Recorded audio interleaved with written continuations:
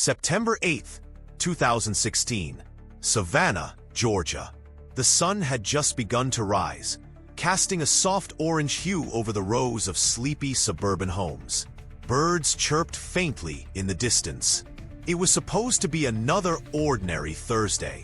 Kids getting ready for school, parents brewing coffee, life unfolding like any other morning. But inside a white, two-story home on Willowbend Lane, everything had gone terribly wrong. At 7:53 a.m., James Whitman called 911. His voice was trembling, almost incoherent, as he told the operator he had found his wife, unresponsive, on the kitchen floor. Police arrived minutes later. What they found sent a chill through every responder. Laura Whitman, 42 years old, lifeless, pale, her body twisted unnaturally near the island counter. Around her neck was a length of green rope, one commonly used for gardening. She had been strangled, and from the state of the scene, the attack was sudden, furious, personal. There were no signs of forced entry, no missing valuables, nothing had been stolen, and the only people known to be in the house that morning were Laura and whoever had taken her life. Detectives immediately sealed the area, marking the pristine home with yellow crime scene tape. Neighbors peered out from behind curtains, gasping, whispering, trying to comprehend what had happened to the woman they saw walking her children to school just the day before. But what no one knew, at least not yet, was that this wasn't just a random crime. It wasn't a robbery gone wrong. It wasn't a break-in. This murder was the final chapter in a story filled with secrets, betrayal, and a deadly obsession that had been quietly building for months. This is the story of the gardener's secret. From the outside, the Whitmans were the embodiment of suburban perfection, a beautiful home tucked into a quiet cul-de-sac. Two polite, well-dressed children, holiday decorations that went up on time, and birthday parties that always included cupcakes for the whole class. Laura Whitman was 42, a full-time homemaker, the kind of mother who packed organic lunches and remembered everyone's birthdays. She volunteered at her children's school, helped plan neighborhood events, and was known for her garden, roses, sunflowers, and the neatest hedges in the area. Her husband, James, 45, worked from home as a senior software engineer. Reliable, intelligent, private. He was the kind of man who didn't say much, but paid the bills on time, showed up to school events, and seemed proud of his family. Together, they had Lily, a 13-year-old straight-A student with a quiet demeanor, and Sam, a rambunctious 9-year-old obsessed with baseball. To everyone else, the Whitmans were enviable, quiet, clean, loving, but appearances have always been deceptive. Behind the well-manicured lawn and cheerful family portraits, Laura was slowly slipping away. The kind of emotional fade no one notices until it's too late. Her days felt repetitive, her marriage cold and mechanical. Conversations had become transactional. Hugs were brief. Kisses were routine. James spent most of his time behind closed doors in his home office, locked away in meetings or buried in code. And Laura? She was left to navigate the silence, the routine, the growing ache of invisibility. She didn't say anything to her friends. Not really. Maybe a sigh here, a shrug there, a comment about how James has been really busy lately. But even she wasn't sure when the disconnection began. All she knew was that the woman in the family photos no longer felt like her. And then came a man, with calloused hands, a calm voice, and eyes that actually saw her. It was a Tuesday morning in March when Laura met him for the first time. The garden had fallen into disarray over the winter. Overgrown hedges, browning flower beds, a backyard that no longer reflected the perfect image she tried so hard to maintain. James had promised for weeks to take care of it, but like so many things in their marriage, that promise faded into silence. So, she made the call. A friend from the school PTA recommended him. Ethan Miles. He's quiet, but he does good work. When he arrived that morning, Laura watched from the kitchen window. He was in his mid-30s, tall, broad-shouldered, with sun-worn skin and steady movements. No small talk, no pretense. Just a man who knew how to work with his hands. As he trimmed the bushes and pulled the weeds, she stepped outside with a glass of lemonade. Just to be polite. Or so she told herself. Their first conversation was short. She asked if he had kids. He said no. She asked if he lived nearby. He said not really. And then, for a moment, silence settled between them. The kind that feels oddly comfortable. There was something about him, something unpolished, grounded, even kind, that Laura hadn't felt in years. He looked at her when she spoke. Really looked. Not through her. Not past her. Not like James, who barely glanced up from his screens anymore. After finishing the job, Ethan nodded and said, "Let me know if you need anything else." And she did, not just with the garden, but with the way he made her feel.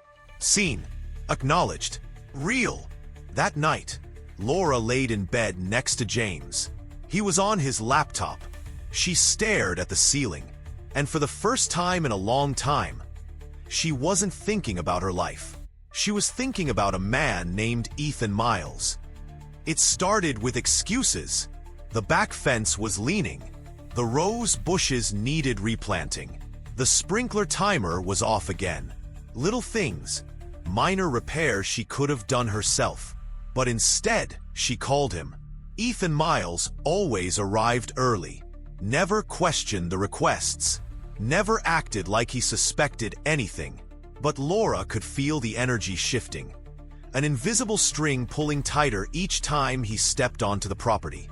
By late April, their conversations had changed. No longer just about flowers and soil. They talked about music, about growing up, about regrets. Ethan told her he used to serve in the military, but left after an injury. That he didn't have family nearby. That gardening calmed him. Laura told him things she hadn't even told her closest friends. That she felt like a ghost in her own home. That her marriage felt like a transaction. That she missed being touched. One afternoon, the rain came early. A soft, steady drizzle. Ethan was working in the greenhouse when Laura brought him a towel. She stepped inside, closing the door behind her. The air smelled like earth and lavender. The glass fogged with moisture. For a moment, neither spoke. And then it happened. A kiss. Soft, hesitant. Then deeper. As if every unspoken thought over the last few weeks had found its outlet in that one moment. When it ended, Laura didn't say a word. Neither did he. She just walked back inside, her heart pounding so hard it echoed in her ears. That night, she stood in the bathroom, staring at her reflection. Her fingers touched her lips, still tingling. She knew the line had been crossed, and yet she didn't feel regret. She felt alive. For the first time in years, she felt alive. By May, the affair was no longer a spark. It was a flame, burning silently behind closed doors, in hotel rooms booked under fake names, and in whispers exchanged between glances. Ethan and Laura weren't just sneaking moments. They were building a second life in the shadows. At home, Laura became an actress. She smiled at the dinner table. She kissed James goodnight. She dropped the kids off at school. But in the quiet, in the spaces in between, she was somewhere else, wrapped in Ethan's arms, intoxicated by his attention, addicted to the feeling of being wanted again. James, however, wasn't blind. He had always been quiet, methodical, logical, but he was also observant. In June, he noticed odd charges on their joint credit card, hotel bookings in the middle of the day, restaurant receipts from places Laura had never mentioned. One dinner was on a Wednesday. She told him she was volunteering at Lily's school that night. He asked her about it. She brushed it off. Oh, that must have been a mistake. But it wasn't just the finances. Laura's phone began lighting up with messages she quickly dismissed. She was more distracted, more distant, and sometimes she smelled like someone else's cologne. Still, James didn't confront her right away. He waited, and in July, he made a decision. He hired a private investigator. The man he chose was ex-law enforcement. Quiet, efficient, professional. Within 10 days, he had what James needed. Photos of Laura and Ethan holding hands behind a hotel, a license plate traced to Ethan's truck, detailed reports of their meetings, and time-stamped phone records. James sat in his car late one night, flipping through the folder. Page after page, image after image, each one a dagger to the chest. The woman he loved for nearly 2 decades was someone else now.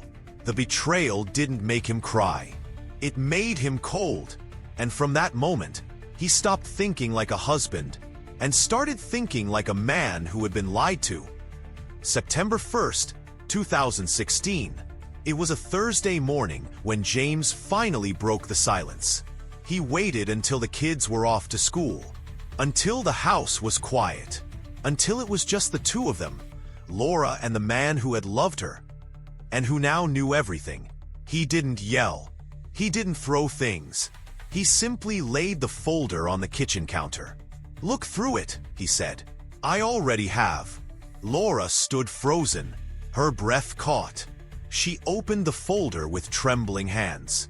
Photos, receipts, phone logs, each one undeniable. Each one a mirror to a truth she had tried so desperately to compartmentalize. Her lips parted, searching for words, but there were none. At first, she tried to explain, "That's not what it looks like." But James just stared at her, the way you look at a stranger who's stolen your name. Then the lies crumbled, and the truth spilled out. Tears, apologies, desperate promises. It didn't mean anything. I didn't know how to stop. I was lonely. James didn't flinch. He listened, but his eyes were distant. And then he gave her a choice. End it, now, or this marriage is over. Laura nodded, over and over. She said she would fix it. She said she still loved him. She said she would never see Ethan again. But what she didn't know was that the man she had promised to leave behind wasn't ready to let her go. 3 days later, on September 4th, Laura made the call. It was 9:47 a.m. She sat alone in the car, engine off, hands shaking. She dialed the number she knew by heart. Ethan answered with a quiet, hopeful voice. "I can't see you anymore," she said. There was a pause. Then, "Why?" "Because I'm trying to save my family." Ethan's voice changed, from soft to sharp, from love to anger.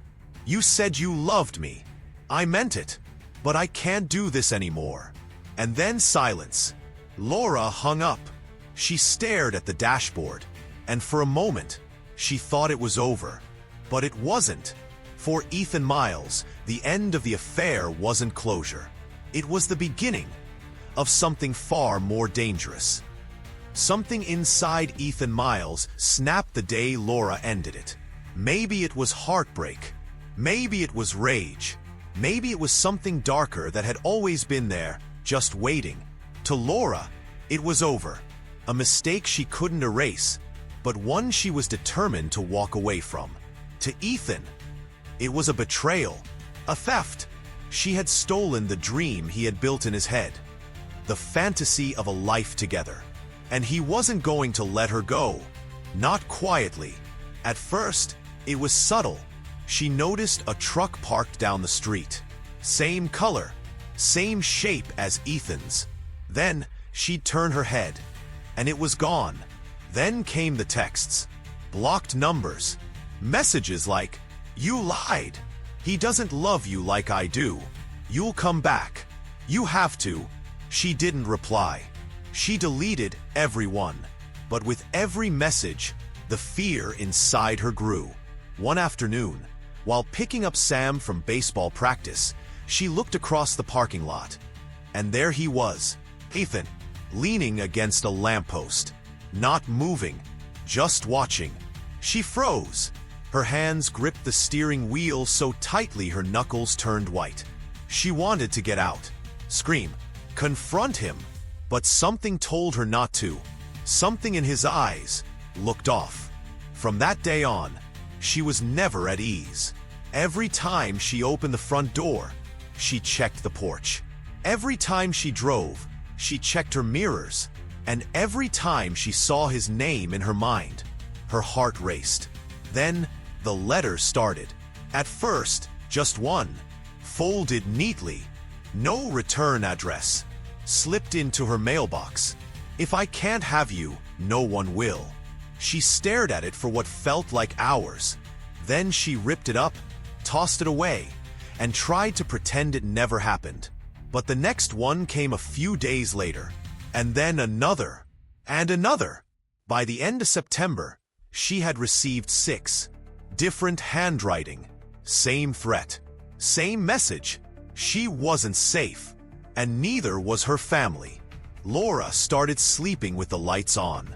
She told no one, not James, not her friends, because admitting it meant admitting everything, and she wasn't ready for the truth to destroy what little she had left.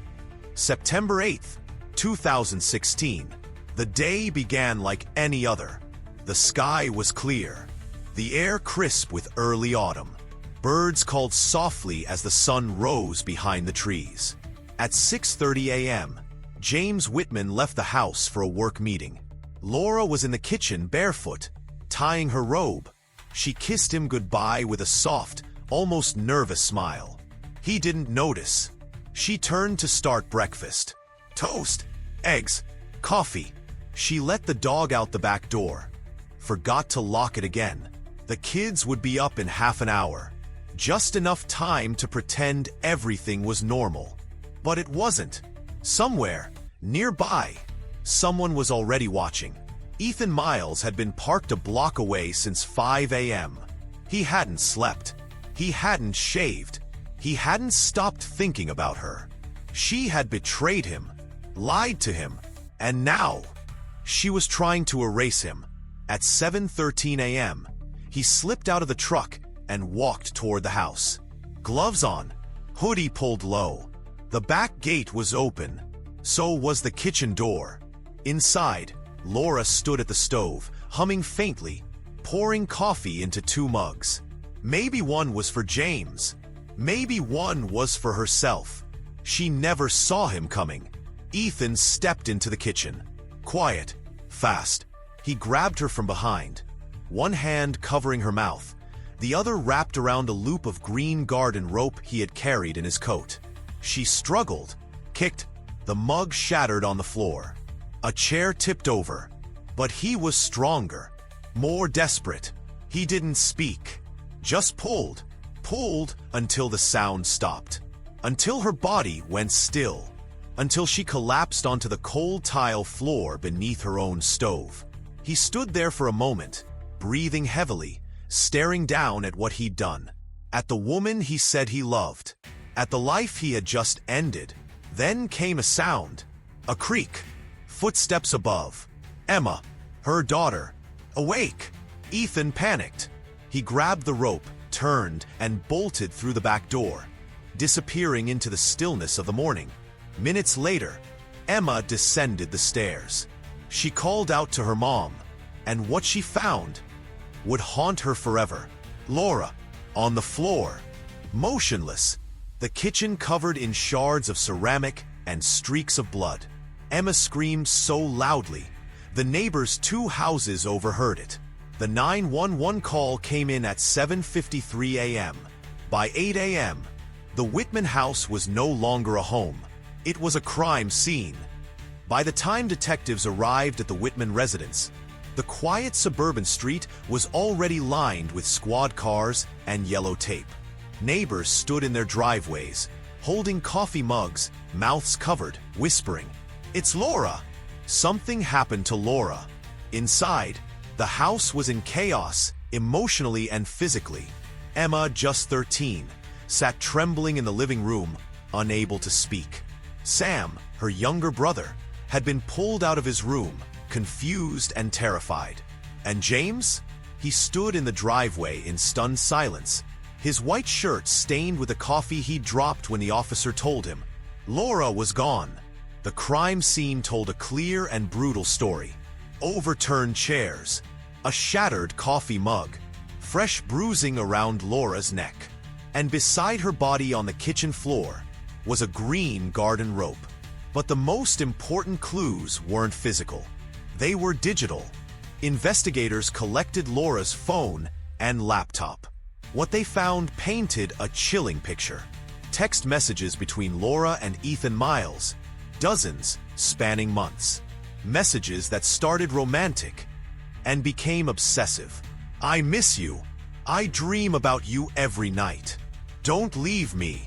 And finally, you'll regret this. Her call logs showed her final call to Ethan just days earlier. The last message he ever sent her read, "You don't walk away from me. Ever." Forensics lifted fingerprints from the shattered mug and from the back door handle. Both matched one person, Ethan Miles. By the next day, police had a warrant for his arrest. But Ethan was already gone. He'd packed a bag, left his trailer, and vanished. But not far. On September 10th, just 2 days after the murder, detectives found him holed up in a cheap motel 14 miles outside Savannah. Room 204. When they knocked on the door, he didn't resist. He opened it slowly. His eyes were bloodshot. His hands were trembling. And in the corner of the room, the same green rope used in the killing, coiled neatly in his backpack. At the station, he didn't speak for hours. Then finally, as the sun set behind the glass windows of the interrogation room, he looked at the lead detective and said, "I didn't mean to do it." But he did, and they had the proof. The trial of Ethan Miles began on November 14th, 2016. It was held in Chatham County Superior Court, a grand historic building, now filled with the weight of tragedy.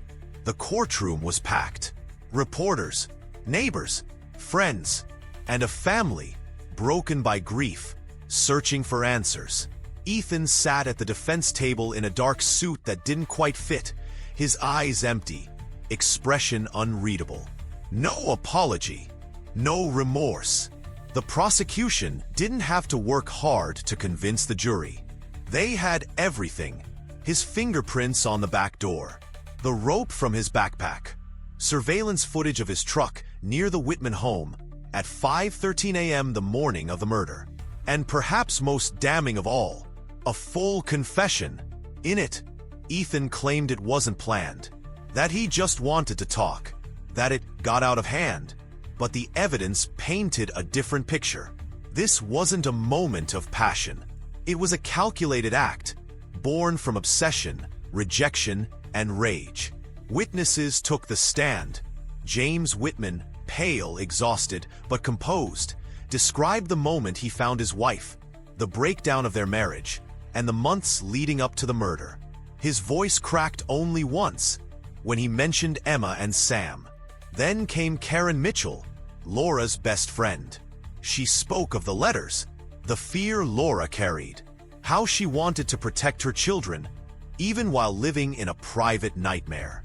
The jury listened in silence. Every detail, a wound. Every photograph, a scar. The defense tried to argue diminished responsibility, emotional distress. But no one in that room was moved, not after hearing how he strangled a defenseless woman from behind, not after reading his messages, not after seeing the life he ended. After just 5 hours of deliberation, the verdict came. Guilty. First-degree murder. The judge didn't hesitate. Ethan Miles was sentenced to life in prison without the possibility of parole. No chance of release. No second chances. As the gavel fell, the room exhaled. Justice had been served, but nothing could bring Laura back. In the weeks that followed, James and the children withdrew from the spotlight. They didn't speak to reporters. They didn't attend interviews. They just tried to survive, because the end of a trial doesn't mean the end of grief. It just means the world moves on, and the family has to find a way to breathe again. After the cameras left, after the reporters moved on to the next story, and after the courtroom lights dimmed, what remained was silence. A silence so heavy, it settled into every corner of the Whitman home. The garden out back, once Laura's sanctuary, grew wild. The rose bushes withered. The swing set stayed still. The laughter that once echoed through the yard was gone. James no longer worked from home. He moved his desk into the office downtown. The kids went to live with their aunt for a while, away from the house, away from the memories. Therapy became routine. So did trying to answer the questions no child should ever have to ask. Asterisk. Why did he hurt mommy? Was it my fault? Emma, just 13, stopped talking for nearly 6 weeks. Sam still sleeps with the light on. And James? He keeps a photo of Laura on his nightstand. Not because he wants to remember how she died, but because he refuses to forget how she lived. A woman who loved too deeply, who gave everything to her family, who made one mistake that cost her everything. But this story isn't just about Laura. It's about Ethan, and what happens when obsession wears the mask of love. Because Ethan didn't kill out of passion. He killed because he couldn't accept no. Because he believed Laura belonged to him. Because he couldn't let go of a fantasy, even if it meant destroying a life. And perhaps most haunting of all, he never said he was sorry. True crime isn't just about murder. It's about people, about choices, about lines we cross when we think we're entitled to someone else's heart. So when you hear stories like this, remember, not all monsters hide in shadows. Some smile, some help you fix your garden, and some whisper, "I love you," right before they destroy everything.